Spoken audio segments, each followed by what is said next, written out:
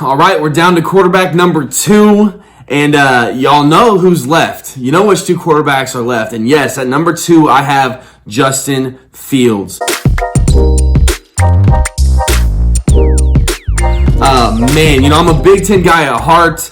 I've been wowed by the other quarterbacks for sure, but when I look at the tool set that Justin Fields has, man, this guy is truly incredible. I believe he belongs at number 2. Like I've said before, this whole top 4 group really should go by who fits in which system best. And here's where I kind of feel like Justin Fields falls to the bottom of that 4. When we look at quarterbacks like Deshaun Watson, who I think is the best comp for Justin Fields on the field, or we look at Kyler Murray even. When those guys were drafted, those teams changed their offenses to accommodate their skill set. They were willing to change their offense to make sure that it could fit everything that those athletes could do in the quarterback position. Justin Fields can do more than all of the quarterbacks in this draft. However, teams need to buy into that and be willing to change their offense accordingly. I think that Trevor Lawrence is the best prospect we've ever seen. He's going to go number 1. I think that's always been the case. I think that Zach Wilson really fits the Jets for all of the reasons I mentioned in my last video. When it comes to the 3rd spot, it really is Kyle Shanahan willing to change his offense to get the most out of Justin Fields. I think that answer is no, which is going to lead him to draft Mac Jones, who's going to do every single thing that Kyle Shanahan wants, and he's going to throw the balls in all the right places, and that's what he wants. He's not looking for anything extra, anything more than that. But make no mistake, Justin Fields can do more than that. I am hoping that somebody goes and gets Justin Fields, who is willing to open the playbook, to explore new options, and to get the most out of an incredible athlete that can sling the rock. When I look at Justin Fields strictly as a passer, he's number 5 on my stat list. This dude completed 70.2% of his passes this year. 3rd overall out of these 20 that I looked at. When I look him at as a runner compared to everybody else in this class, I have him at number 1. I have him above Trey Lance. I have him above a lot of these other great athletes. Because when I watched him play, which I watched him play a lot in Big Ten games, he will run for 3 yards, get hit, and finish the run at a plus 6. He's so athletic that he's literally gaining yards on his way down. And now I understand that in the NFL we're trying to avoid contact at all costs for our quarterbacks. But he's just so athletic that he's going to be able to get yards on a consistent basis that very few other quarterbacks could. He's not a Kyler Murray or a Lamar Jackson in the fact of downhill speed, in and out cuts, all of those things. He's just an athletic runner. More athletic, dare I say, than everyone else that's running the football from the quarterback position. I think Justin Fields has a great, size advantage compared to those other runners too. I think his body's going to be able to take more of a beating than most. We saw in the college football playoffs how tough this kid is. With that huge hip injury, and then he goes off and still has the craziest game we've ever seen. And that game was extremely important in working into my opinion of him, right? He has started 34 games. He's been in 34 games in college football. It doesn't feel that way because we didn't get to watch him all that much this past year.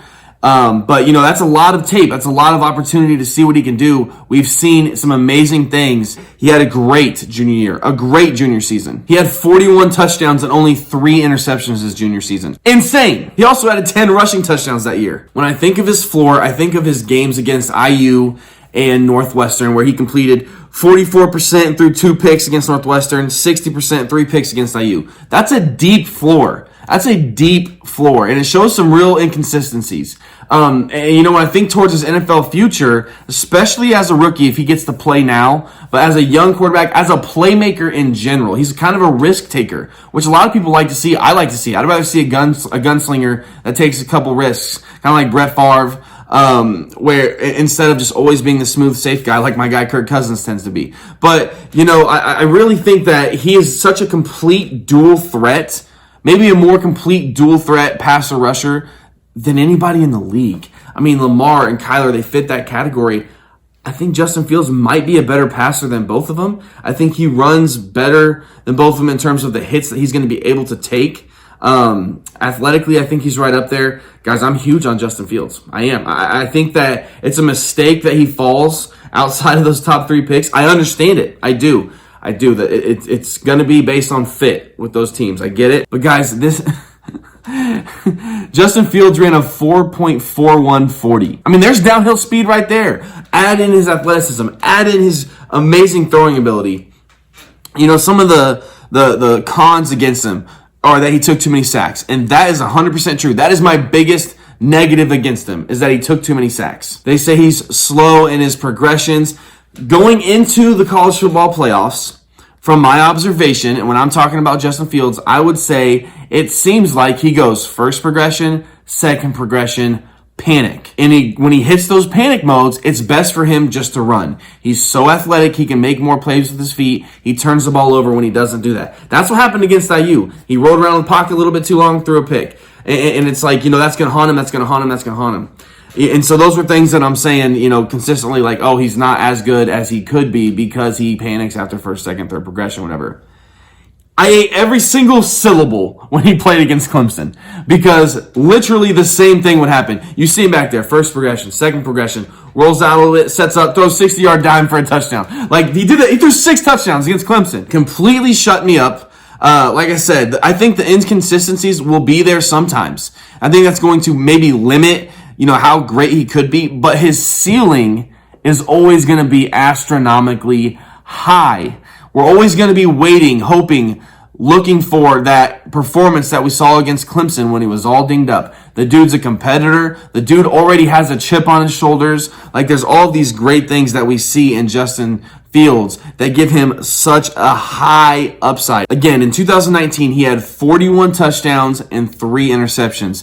His numbers weren't quite there this last season. It was a weird season. They had games postponed, games canceled, all those different things, whatever. I don't like making excuses for guys. But when we look at his full season that we have on tape, incredible. This past year, he had moments that were just unbelievable. He has a perfect body for today's NFL quarterback. Perfect. Like I've said in the other videos, 9,500 yards on the ground for quarterbacks last year. This league is looking for quarterbacks that can do both. Justin Fields might be able to do both better than everyone else in terms of a complete dual threat quarterback. I'm excited to watch. I think he's going to be a franchise player for somebody. Daniel Jeremiah has talked about him going to the Patriots. Guys, I think that would be an incredible fit. If he could go learn from Cam for a little bit, and then whenever they're ready, throw him in there. And I'm not sure how NFL ready I think he's going to be right from the start, but I think it's not going to take him a long time. I would love to see him come in mid-year to kind of finish the year out. Low expectations for the Patriots this year anyways. And then in his sophomore season, we're really going to see how incredible Justin Fields is. So, kind of like I said with Zach Wilson, I'm looking to buy. He's worth my money for sure. He gets the stamp of worth my money no matter where he goes. If he goes to a team where he's going to, sit for a while, I'll probably wait for like a year. Start investing around this time next year when the hype of the new draft class is there. People haven't forgot about Justin Fields, but it's just not as high as it was when he was first drafted. But eventually, I'm going to be investing in Justin Fields no matter where he's at. I've just seen too many things that point towards an extremely high ceiling where we could see these MVP-type seasons like we're seeing from Lamar. I think Dak Prescott is another good comparison for him, only he can run the ball way better than Dak can. I would like to see Justin Fields go somewhere that has an established running back and like one good slot receiver. I think the RPO situation in the NFL is increasing, and I think Justin Fields could be really good at that. I think you would need to tell him, listen, you need to look to hand off first, look to run first, and then look for that throw. I think he's good at all 3 of those things, but maybe a better runner than most people in those RPO situations. I think there is maybe a little bit more risk with Justin Fields in terms of investing than with Mac Jones or Zach Wilson, just because I think those inconsistencies are going to be around his whole career. When you can make plays as great as he can, you're going to consistently try to make those great plays, and it doesn't always work out. So I think those inconsistencies are going to follow him. And it kind of depends on how patient the team and the fan base is wherever he goes. But I think that ceiling is always just going to be super high for Justin Fields.